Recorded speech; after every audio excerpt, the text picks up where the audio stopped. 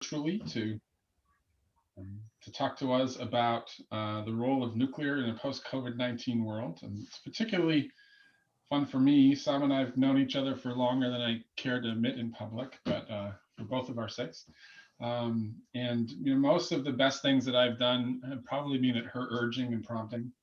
And she drags me a little bit more innovative than I am into a lot of interesting things. So I'm lucky to have met her that many years ago. And if you were to go through her bio, you would see many of those things that she's done. She left graduate school here to go to Dominion to be an engineer at Dominion in Richmond. From there to IAEA in Vienna, back to Richmond to Virginia Commonwealth University, where she started a brand new nuclear engineering program. When that got a little boring for her, she decided it was time to go back to Europe, and she was at the NEA. It took them about 4 months to find her replacement. It was just announced today. Mhm. And because she left about 4 months ago to go to become the new Director General of the World Nuclear Association, which is a very exciting spot for her to drag all of us into the exciting things that she's doing and has always been doing. So, with that, I'll turn it over to Sama and let her share her story with us. Thank you, Paul. Well, you guys have no idea how much of a pleasure it is to be here today, because of course it's coming home for me, even though I wish I would actually be there with you. But okay, this is as close as we can get these days. So no, truly, it is a pleasure to be there and to join the UW Madison Engineering Physics Seminar. I mean, it's one of those things that when you are a little successful in your career, they actually invite you back. So this is cool. I've been finally invited to give a seminar, so that's pretty cool. So what I'll do today is I have a few slides where I will discuss the role of nuclear energy in the post-COVID economic recovery. But so I have a few slides, but if you have any questions at any point, please just stop me. So a lot of these things, well, maybe some of these things but the idea is to put them all in a different context that hopefully is going to be interesting, and hopefully is going to be, more importantly, is going to be impactful when it comes to actually bringing nuclear forward. So let me start a little bit by giving you the situation right now. I mean, let's provide a little bit of the framework of what we are discussing. So number one, I think it's important to remember that the global nuclear fleet continues to perform well, all given. So I mean, if you look at the performance in 2019, which is the last one that we actually have all the records. So you see how the global capacity, the energy that we have produced with nuclear has actually increased a little bit, about a little bit under 100 terawatts hour. And this is even taking into account that we actually lost 6 reactors last year. So if you look at this, the total nuclear capacity in the world actually lost about 5,000 megawatts electric of capacity. However, the actually energy that we generated increased. So this tells you, of course, that we are operating these reactors extremely well with very large capacity factors and doing very well. But maybe a few highlights that I think they are important.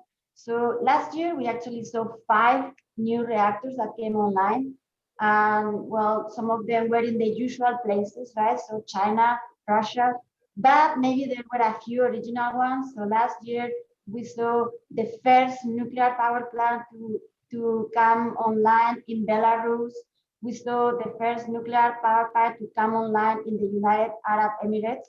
So those are two very big hits, because I mean there's 2 newcomer countries for nuclear. And then we also saw, okay, this was, strictly speaking, I think that this started in January 2021, but okay, I'm going to count it as a 2020 accomplishment. So we saw a new nuclear reactor coming online in India. So this was one of the new 600 or so megawatts reactors that they have. These are indigenous technology. These are heavy water cooled reactors that they are developing over there. Then other new things. We have the first Quanlong 1 reactor was started in China. So this is a new large pressurized water cooled reactor that is now available in the global supermarket of nuclear reactors, if you wish. So you know, a few new reactors or a few highlights. And then another thing that I think is important when we are looking at the 2020 construction starts, we saw also 6 new construction starts. Maybe I will highlight one of them. We have in China the CFR 600, which I think you know is a sodium cooled type fast reactor. So again, the Chinese, they are really moving forward. They are starting to build anything and everything, which I think is quite exciting. So that is where we are with nuclear. So now, if I go to the next slide, to me this is the most depressing slide in the entire presentation. So hopefully everything gets better from here. But I always like to provide this slide because I think that presents a very sovereign point of view of where we are, which is quite different to what a lot of people think is happening. So number one, is if you look at your leftmost piece of the graphic, you will notice that if you look at the percentage of electricity that is generated today with low carbon energy sources, it is almost exactly the same that we had in 2020. So despite all this investment, despite all this hype, about you know, the great progress that we are doing with renewables and etc. etc. The reality is that we have not advanced at all. So that's number one.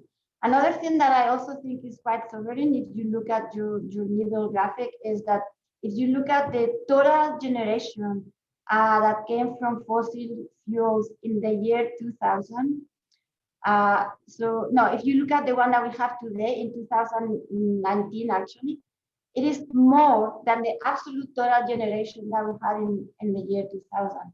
So again, even though you have the perception that we are making great strides in decarbonizing energy and electricity, we really are nowhere near where we need to be.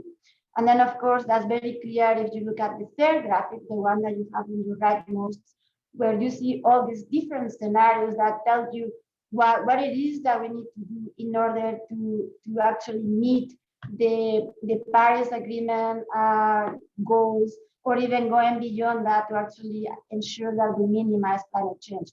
So as you see, where we are and we need to be is nowhere near in the same page. So the good news, in my opinion, is that for nuclear, there is enormous expectations. If you look at all the projections that are being made, whether it's the IPCC, whether it's the International Energy Agency, the International Atomic Energy Agency, and many other different energy organizations that are making projections, you see that in most of them, the projections indicate that there is going to be a very large need for an increase in the capacity that we need of nuclear. So like, for example, if you look at the 2018 IPCC report, they were asking for a 6-fold growth in capacity of nuclear by 2050. So that's huge. And of course, this is to meet energy demand, to meet, of course, the climate change goals, basically the decarbonization targets, and very importantly, and this is something that we really need to put together at the same time, is meeting the sustainable development goals. In other words, making sure that all the countries in the world, that every single person in the world achieve the standards of living, the quality of life that we are accustomed to in the West. And of course, that typically requires energy. So again, great expectations for nuclear if we look at electricity demand. But of course, I think that the expectations are even bigger if you consider that nuclear energy is the only low carbon source that can produce electricity and heat. And this is, in my mind, something that is quite important and that we haven't highlighted enough. Because yes, we can produce electricity, and we know that a lot of the effort right now is to make everything electric and then decarbonize electricity. Unfortunately, there are many sectors, there are many areas of the economy that are going to be very hard to abate.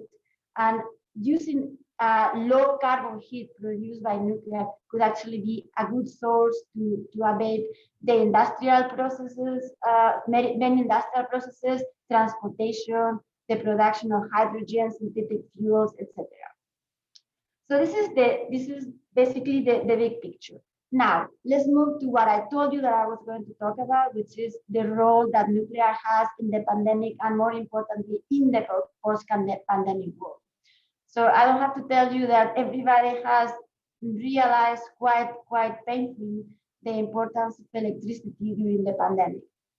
And of course, the pandemic is very important, but I think that it is important for governments to take advantage of the post-COVID economic recovery to actually accelerate the energy transition towards meeting this climate objective and sustainable development objectives that we all have.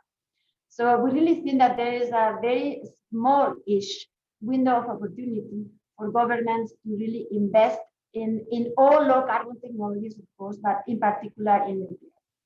So let me maybe walk you through some of the reasoning and some of how to do this. So number one, let me remind you, during the pandemic, nuclear power was actually a very important source of power. So if you look at particularly the early months in the pandemic, March, April, where we actually experienced a very significant decrease in the demand for electricity and the demand for energy in general, really. Nuclear power was a very important source of flexibility in Europe, in particular in Europe, but also that was something that was seen in the US, for example. So it did help to maintain electricity security by operating in some sort of a load following mode to compensate the work the renewables that were working full time. And that was very important everywhere in Europe. But now, so that was during the pandemic. Now, what happens when we move forward? So we really see, as I said earlier, the importance of taking all these economic stimuli, all this interest in having an economic rebirth after the pandemic, to use it to really create resilient infrastructure and resilient energy infrastructure. So in particular, we really think that the role that nuclear can have is particularly important. So I think it's important to define resiliency. So because it's one of those words that unfortunately we have heard quite a bit recently, but not everybody really knows what it means. So resiliency, we define it as the capacity to withstand and bounce back from major disruptions, and also to recover and adapt in the aftermath of the disruption. So those are all the components of that. And in reality, it is very important how nuclear can meet that. So there is three main dimensions to making sure that a system is resilient. So on the one hand, it is important to make sure that the system can operate, can have the physical availability of capacity. That is the first thing. So basically, we need to have at all times enough capacity in the system to meet the demand. So that is something that is not always true in different energy systems. The other thing that is very important is to ensure a smooth operation. And this needs to be at all demand levels, whether we have all these sharp changes in demand, but also in all climatic conditions. And we were discussing earlier, a few minutes ago, before the seminar started, we are seeing this right now. We are seeing extreme climatic conditions that are completely affecting the stability and the resiliency of many electricity systems. And then finally, and just as importantly, the system is resilient when we can ensure stable economic conditions. Essentially, when we can actually ensure that everybody can have this electricity at more or less stable prices, which once again, we have seen how this is not happening at all. You've seen this in Texas, but you have seen this in Japan, in Spain, and in Sweden in different times. So let me maybe highlight why nuclear is particularly important, or particularly a clear example of a resilient facility. So, for example, by design and also beyond design, nuclear power plants are typically conceived following the principles of defense in depth, with prevention, protection, and mitigation. And of course, this means that we always have these redundant, independent, and diversified safeguards and safety systems that are going to ensure that we are able to withstand external hazards. So this is something that not all energy sources are prepared to do. Then from an organizational perspective, nuclear facilities, of course, you know, we have from the design point of view, ready to incorporate emergency and contingency plans through emergency preparedness, through the safety cultures, and also, and just as importantly, the continuous learning process, which is also not something that is incorporated in many other economic activities. And of course, the ongoing international and also national collaboration that we see in nuclear is not something that happens as well in other energy sources. Then when we look at the energy system, I think it is important to realize that a very resilient, low carbon infrastructure requires that we have balanced and diversified power mix. So of course, in this sense, nuclear can be dispatchable and flexible, and is going to be able to produce stability and not only of energy generation, like available capacity, spinning capacity, and things like voltage, frequency, inertia, and things like that that are very, very important for the system. And then finally, the socio-economic impacts. It is very important to make sure that the energy system is going to ensure socio-economic stability. And I think that it is here where nuclear is going to have a especially stellar job, if you wish. So nuclear energy can really, really support economic development. First of all, in the short term, which is very indispensable as we are trying to recover from the post-COVID, from the COVID post-COVID pandemic, but also, and just as importantly, in the longer term. So in the very short term, I would say that the long-term operation of existing nuclear power plants, of the existing fleet, is going to be key. So first of all, and I will illustrate this in a few minutes, but right now, the life extension of the existing fleet of nuclear power plants is the most cost-effective low carbon energy source. It's the lowest levelized cost of electricity of all energy sources. So basically, this is the lowest hanging fruit. If you want to have low carbon generation available to you, this is the easiest. And not only that, but this results in, number one, shovel-ready jobs, essentially jobs that can start working immediately. And for the overall global nuclear industry, it actually is going to help to preserve the know-how and the infrastructure that we currently have in the nuclear industry. So that is the first way in which nuclear can help. But of course, as we move forward, as we look more into the middle and longer term, new nuclear projects are going to be or could be key to galvanize long-term and sustained economic development. And you know, this is something that is important, because if you look at the current fleet of renewable energy sources and look at their expected lifetime, you are going to see that zero of those generation is actually going to be functioning in the year 2050, while maybe some nuclear power plants will be. So this is quite important if we start working on new nuclear projects. So I think it's important to remember that in many countries and throughout recent history, the development of nuclear powers has proven to be a catalyst for industrial and economic growth in many countries. So I think that this gives a very good opportunity in this post-pandemic world. And but it's not only it's not only not that that's not enough. Obviously, industrial and economic growth is super important, but it is also is quite important from the point of view of energy independence, security of supply, and once again resiliency, making sure that our system is resilient not only from the technical point of view that I explained before, but also from the geopolitical shocks that we have experienced in recent times.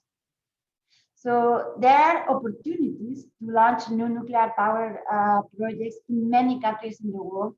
There is currently over 400 nuclear reactors that are proposed and planned in many places in the world. And if there would be a little bit of impetus, it would be quite easy to launch these projects that would result in a very large number of jobs and economic trickle down. So this is an example of what would be the direct employment associated with a 1,000 megawatts electric nuclear power plant, and this is expressed in labor years. So this is maybe a little bit. I don't know if this compares to other numbers that you've seen, but when you can see the large number of labor hours or labor years that we are going to accumulate through the life of the plant. But then, of course, it's quite important if you look at the construction of the plant, and of course, if you look at the decommissioning and the long-term management of the used fuel and the radioactive waste. So this results, of course, in many jobs. And not only that, but I think it is important to remember that these jobs are actually local, which is not something that most other energy sources can say. So we are talking about local jobs, long-term jobs, high-skilled jobs that are going to result in premium wages, and they are going to result in a high technological development. And then, of course, there is a very large potential for indirect and induced economic activities surrounding these projects. So if you look at some analysis, and I have here an example that was done in 2019 based in the European Union. So the impact of the nuclear sector in the European Union economy in 2019, you see here that it has a multiplier effect of 4. Essentially, for every euro, every euro that you invest in nuclear in Europe, you actually get a GDP contribution of 4 euros. So that is a very significant trickle down benefits from these projects. And I have here an example, which is Hinkley Point, Charlie, which is the nuclear power plant that is currently under construction in the UK. So that gives you an idea of how real is what I just said. So during construction, this plant is currently resulting in over 25,000 employment opportunities, and also a lot of training and development. So over 1,000 apprenticeships that are resulting, as I said earlier, in high-level, high-paying jobs for a number of people. And more importantly, or just as importantly, all this is resulting in a lot of growth for the local economy. So, but also during the 60-year operation of the plant, I mean, and of course, it could be longer if a long-term operation would be supported, there will be 900 jobs on site and over 4,000 millions of pounds a year.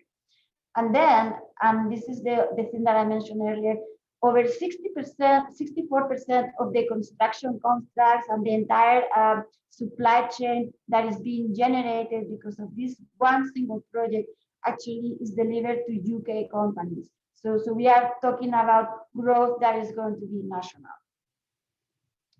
So now, one of the things that you always hear is, okay, yeah, but this is all very nice, but the problem is that nuclear power is really not cost competitive with other energy sources. We really should be investing in other energy sources as we are trying to get out of this pandemic and to recuperate the economy.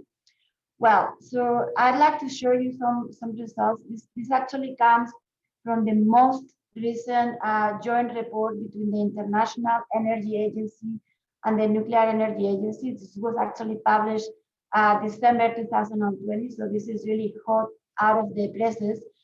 And if you see here, number one, you see one thing. This little thing down here, this is the cost, the levelized cost of electricity of long-term operation, basically of extending the life of the nuclear fleet, which, as you remember that I told you earlier, this is by far the lowest investment that you can make into low carbon generation, and you can do it right now. And then if you look at the cost of new nuclear, you see that is very cost competitive with other low carbon generating sources. So you have solar, you have offshore wind, and you have onshore wind. So you see here that nuclear is maybe a little bit highest cost than offshore wind. Again, but again, it is quite cost competitive. But I think that it's also important to notice that when we are looking at the energy systems of today, looking at the levelized cost of electricity is no longer enough. So perhaps in a few years ago, when most of the capacity that we have in electricity systems was dispatchable capacity, maybe it was okay to use the levelized cost of electricity as a good way to compare different energy sources. But as we are looking at today's systems, it is not enough.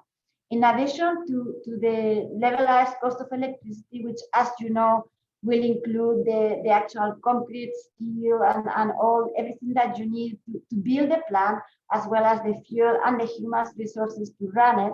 So in addition to that, it is super, super important to look at the grid level costs. So essentially, it is important to know what are the costs that different generating units are going to impose on the system as a whole in order to connect to the grid. So essentially, how much is going to cost to deliver the electricity from where it's generating all the way to the consumer.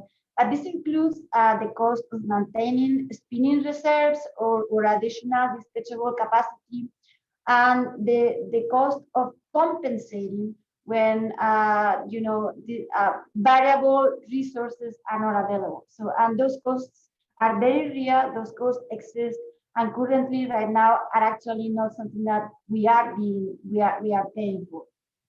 And then finally, another costs that I know you all are very familiar, yet we all know that are not really included in the price of electricity, are the societal and environmental costs that different technologies are going to impose on the well-being of individual communities and, of course, the environment.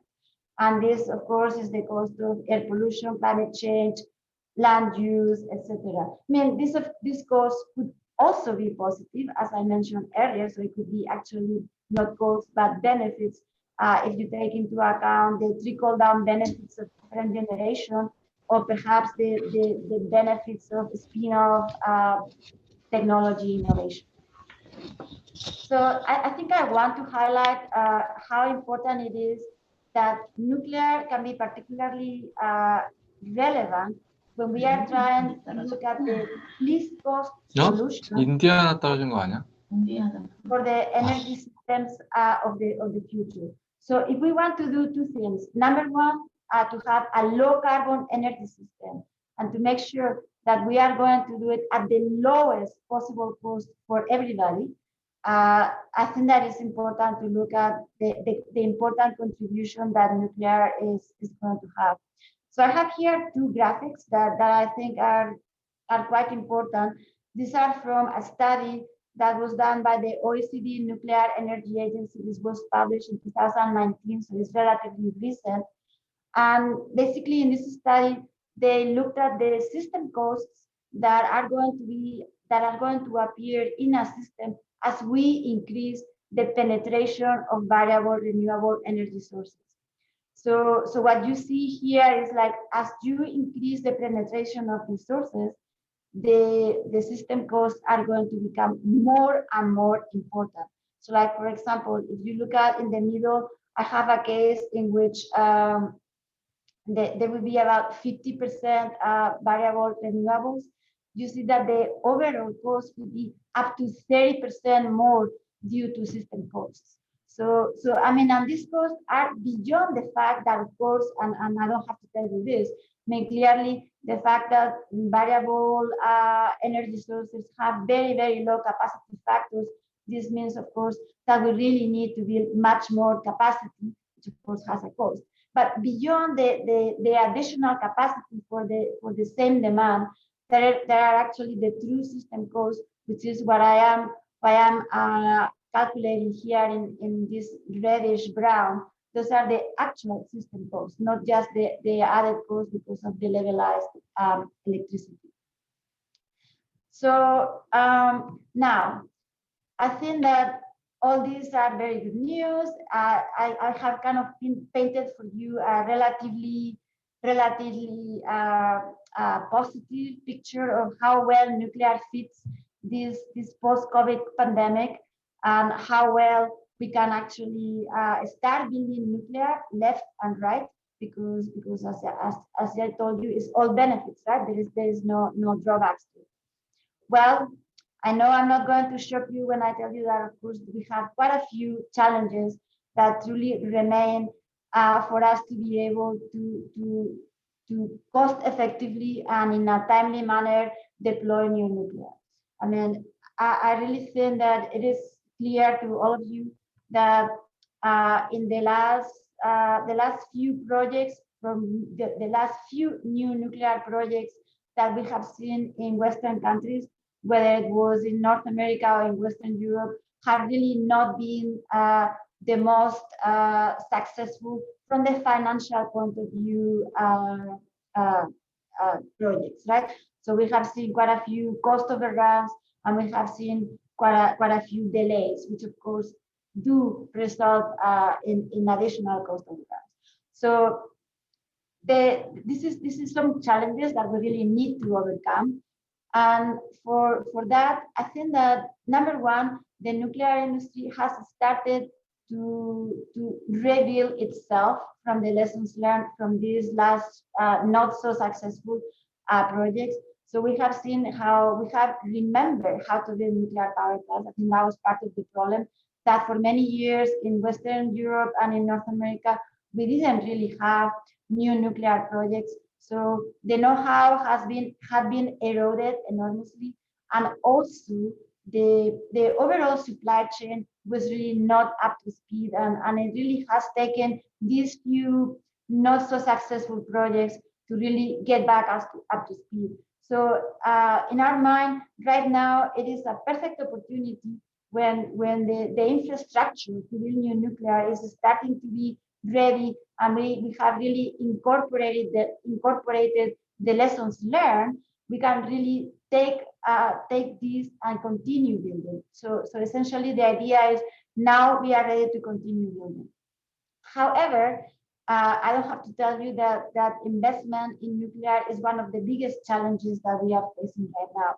Nuclear projects are typically large capacity projects, which are going to mean a very large capital investment. I mean, not only nuclear, I think that all low carbon technologies are large capital investments, but because of the size of nuclear power plants, or it could be that these are very large investments. But I think that what is important to remember is that the biggest percentage of the nuclear production costs is really the investment cost. And when I say investment cost, I really mean the cost of the capital raised for the building of this nuclear power plant. So in this sense, we really think that is absolutely indispensable to secure low-cost finance for new nuclear projects. And I will come to that because I think that part of the reason why variable renewables, wind, solar, have been able to lower their costs significantly is been because of that, because there is a comfort in the financial community.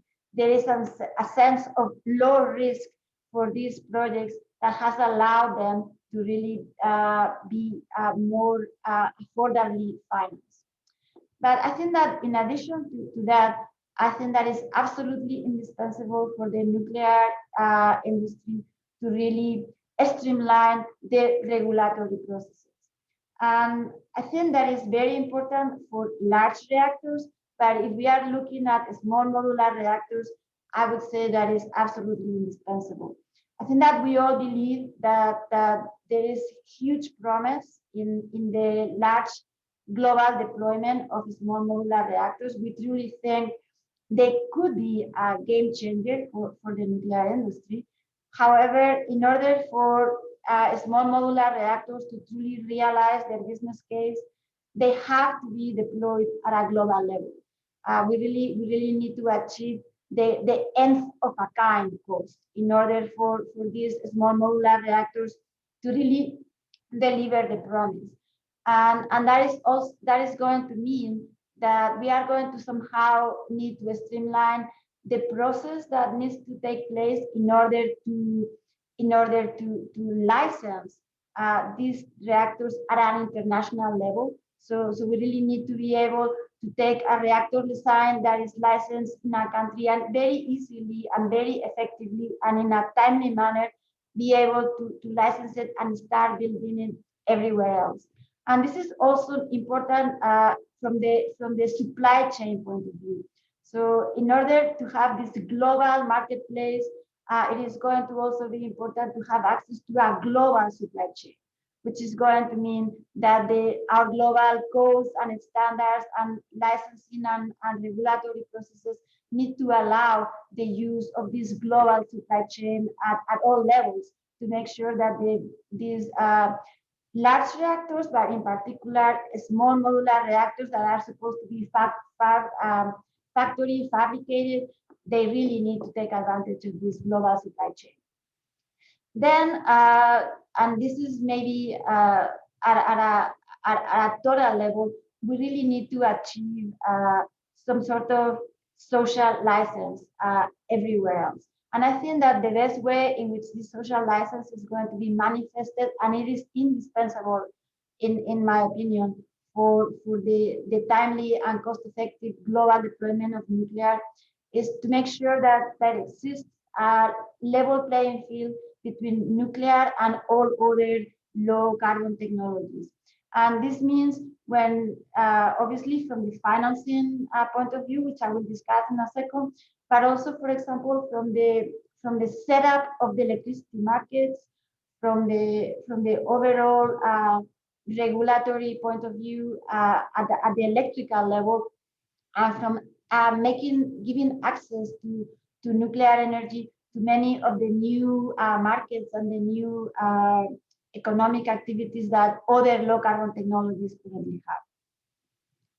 So let me just finalize very quickly talking about financing. So I mentioned earlier the importance of financing. And in here, I think I want to highlight how essential is the role of governments in order to ensure or to give access to affordable financing for nuclear projects. And this support doesn't necessarily need to mean that governments are going to provide direct financial support. In some cases, that may be a good way to accelerate the deployment of nuclear. But in many cases, perhaps it's just needed for the government to provide clear support that is going to result in some sense of trust and confidence in the overall electricity market, and perhaps is going to incentivize long-term planning, and also is going to encourage private investment in these long-term projects that perhaps are not best well aligned with private investors that are really normally looking at much shorter return. So I'm not going to read you all these different uh, frameworks, but certainly there are a number of opportunities for governments to directly support new nuclear, but just as importantly, indirectly incentivize and encourage private investment in these nuclear projects. So let me just maybe finalize by summarize some of the themes that I said throughout the entire discussion. So again, in our opinion, I think it's incredibly important that governments take advantage of this COVID crisis to really take all these economic incentives and this rebuild that we are trying to do to build modern, resilient, low carbon energy infrastructures. Obviously, that includes generation, but I don't have to tell you that needs to include much more than that: transmission, distribution, etc. So I mean, and this needs to be very pragmatic. Unfortunately, we are seeing that there is a lot of dogmatism sometimes in government decisions. So it is important to remember that achieving this resiliency is going to be a long-term endeavor that is going to really rely on pragmatic, technology-neutral policy actions. So really, governments need to take a step back and look at well-designed stimulus packages that are really going to incentivize investment decisions that are going to be taken over time and that are going to look at the longer term. And as I mentioned earlier, governments do have a huge important role in developing these public-private partnerships that are going to help develop many of these low carbon resilient infrastructures. Most of these are going to be large scale and they are going to be developed over perhaps many years. And they are really going to be excellent to develop economic development, but also they may be able to achieve some social cohesion and maybe to galvanize society around these projects. And then in that context, hopefully I was able to convince you or maybe intrigue you a little bit on how nuclear energy, both new nuclear projects, but also the long-term operation of the current fleet can play a huge role supporting this post-COVID economic recovery. So boosting economic growth in the short term, but also supporting, a cost-effective development of low-carbon infrastructure, and of course that comes with jobs and with trickle-down socio-economic development. So last slide, I promise. So what do we do to get there? So as I mentioned earlier, so we need to incentivize investment in new nuclear and in long-term operation. So and when I mean new investment, sometimes it means that when we are talking about innovation could be also in developing new frameworks, new ways to actually make sure that investors are interested and are motivated to unlock these financing opportunities for nuclear. I mentioned earlier the importance of long-term operation at a very near-term, cost-effective measure for decarbonization. I mean, essentially, long-term operation can be the bridge from right now until the next generation of nuclear reactors are ready to go up and running. Then we really need to fast track the deployment of large-scale reactors. You know that in many countries of the world, they really are in need of very large injections of low-carbon capacity and energy. And of course, at the same time, we also want to accelerate the development of and commercialization of SMRs. Obviously, many countries are really going to look into small modular reactors that may be more affordable. They are smaller, of course, they are going to be more affordable, but also maybe more suitable for smaller grids or maybe not so well developed grids. So SMRs will be ideal. So of course, as I told you earlier, we need to, for that to happen, we really need to streamline the international reactor licensing in order for that to happen. And then finally, two other things. I told you about nuclear heat. I think that we need to emphasize even more that nuclear energy can produce electricity and heat. And there is a million opportunities for nuclear to help decarbonize sectors that are very, very difficult to abate in any other way. And then finally, we really need to reach out to the multilateral banks and the import-export organizations in order to ensure that developing countries or maybe poorer countries that are looking into investing in nuclear energy for their long-term decarbonization projects, they really are able to go back to these financial institutions and get their support. So I think that was my last slide. So I stop here and I am welcome to hear your questions if you have any. All right, well, thank you so much. That was a really great presentation. I know I have a few questions, but I'll turn first to our chat where there's a few questions that have come in. We'll start with one on SMRs, and I'll try and paraphrase this a little bit. You were just talking about SMRs. Do you think that the experience of the pandemic, where people, we want lower human interaction, less refueling, less outages, is something that will be translated into the design of SMRs and design of future reactors?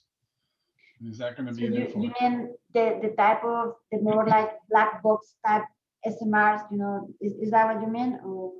Yeah, I mean, making the operational practices of advanced reactors require fewer people, less human interaction. Yeah. No, I think so. I think that is part of resiliency, right? So we have seen that obviously nuclear power plants in general, they were prepared to operate with maybe a skeleton crew, but clearly when it comes to the outages or maintenance, well, we have seen that many nuclear power plants have to delay or change their schedule because clearly that was not going to happen in the middle of this pandemic. So I really think that, yes, when it comes to maintenance and outages, the advanced reactors are probably going to want to see optimized ways to do that. And in that sense, perhaps this more, I don't know that I like to call them black box, but this longer refueling periods and longer operational periods, maybe a good way to go about it. All right. And another question, and I think you gave a few examples, but what do you think is the most convincing argument for those people who are keen on becoming free of fossil fuels, keen on decarbonizing, but may still be skeptical of nuclear being part of, sort of having a role in that? So how do you sway them? The key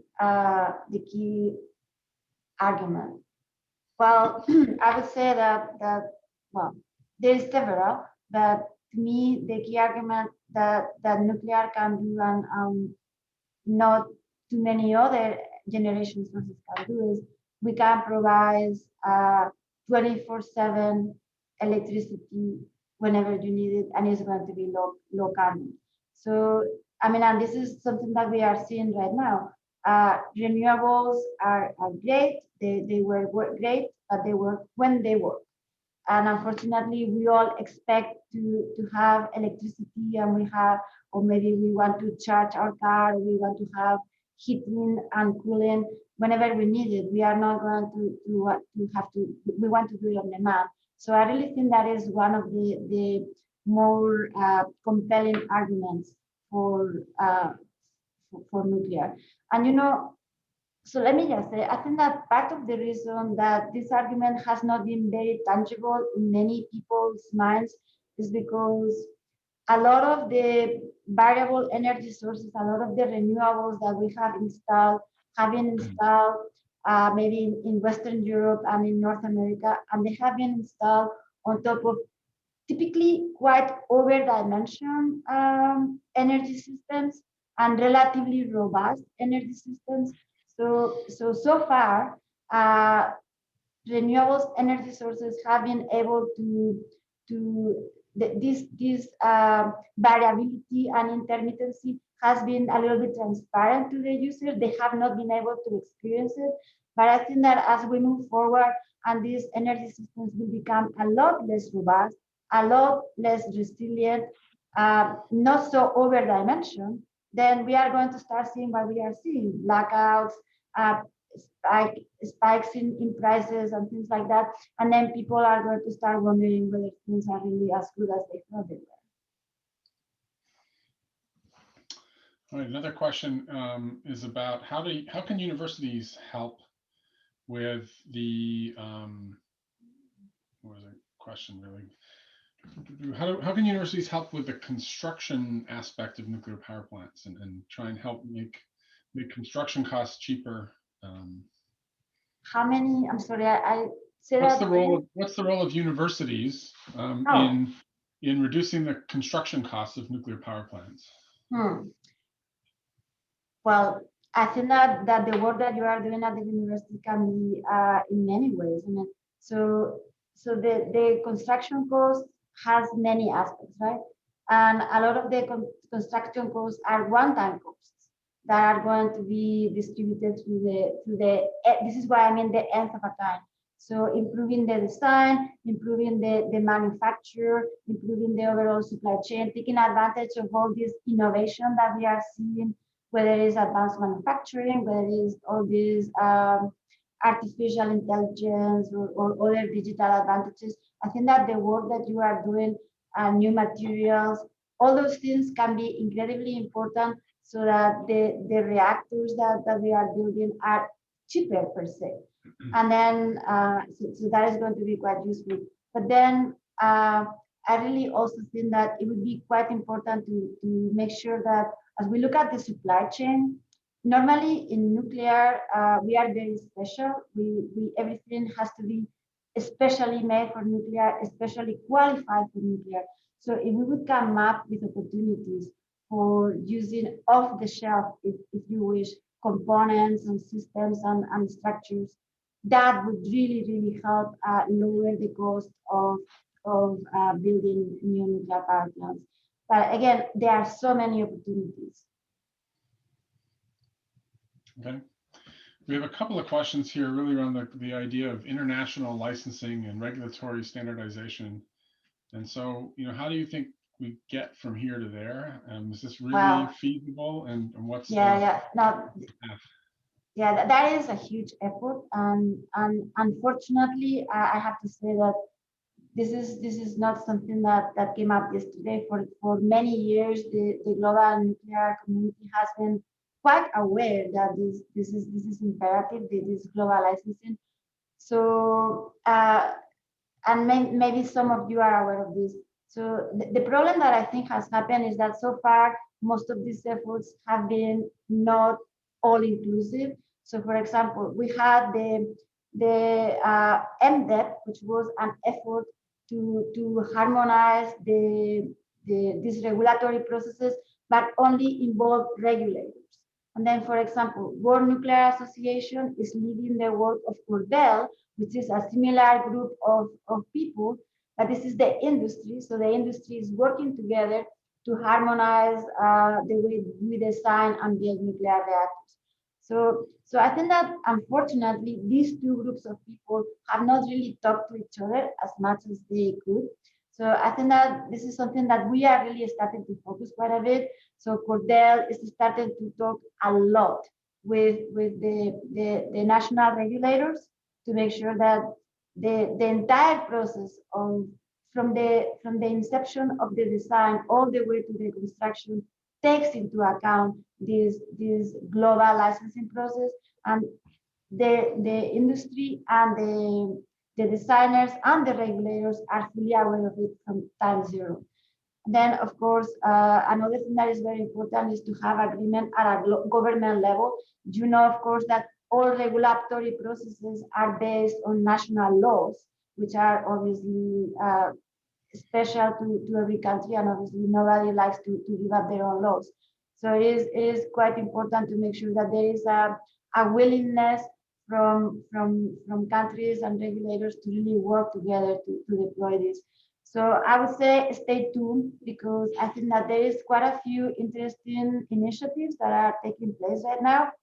Some of them we are leading from World Nuclear Association. So if you are interested in that, please get in touch, because we really have a lot of information. I mean, I encourage you to go to our website and take a look. So I'm going to take the prerogative. The last question is mine. You showed some jobs numbers and you compared the nuclear power plant to wind in the notional sense, but it certainly looked like it was a large LWR kind of job profile with a lot of jobs early on and then not many for a long time. Have you redone that kind of analysis for some of the more modern and advanced reactor ideas that may have smaller workforces on site? And kind of connected to that is this feeling I have that the jobs are a double-edged sword in the nuclear industry. Operationally, they're one of the things that makes O&M costs high.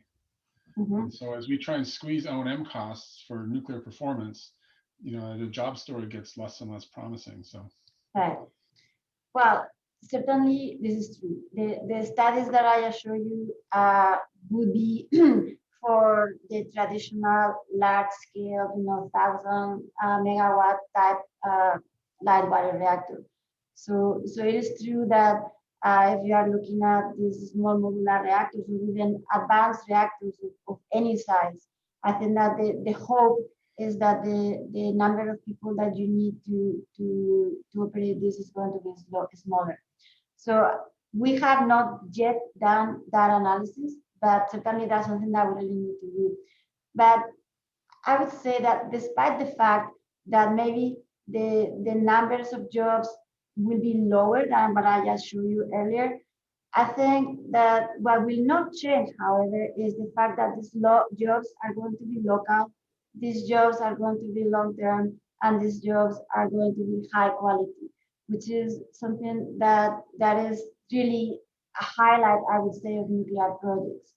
And what is also not unique to the numbers that I give you is the trickle down socioeconomic impact is definitely true. Even the number of jobs that we have at the unit is going to be smaller. So I think that is important. The other thing though is also I think that if you look at smaller reactors, the fact that they are going to be able to be deployed in many more places, I mean, you are going to be able to put them in locations and in situations where perhaps the emergency protection zones, etc., are different. I think that is going to perhaps allow a lot more, maybe more, a smaller number of jobs, but maybe more distributed throughout the grid, which it also could be a very good outcome. All right. Well, thank you so much for those great perspectives. One of the things we haven't figured out in these platforms is how to clap properly. So we can all just clap privately in our own homes. Thanks for joining us and giving us a great presentation. And others are welcome to follow up with Sama if they have other questions. And otherwise, you have my email address, which was shared before. So please don't hesitate. Always happy to talk with always happy to talk about nuclear in general, and particularly with people that are coming from the UW. So please do come and get in touch. All right. Well, bye-bye, everyone. Come back next week for, what's next week? I think next week is from Pacific Northwest Laboratories talking about SMRs in Puerto Rico. So cool. Join us next week for that talk. So bye, everyone. Thank you. Have a nice afternoon. Bye.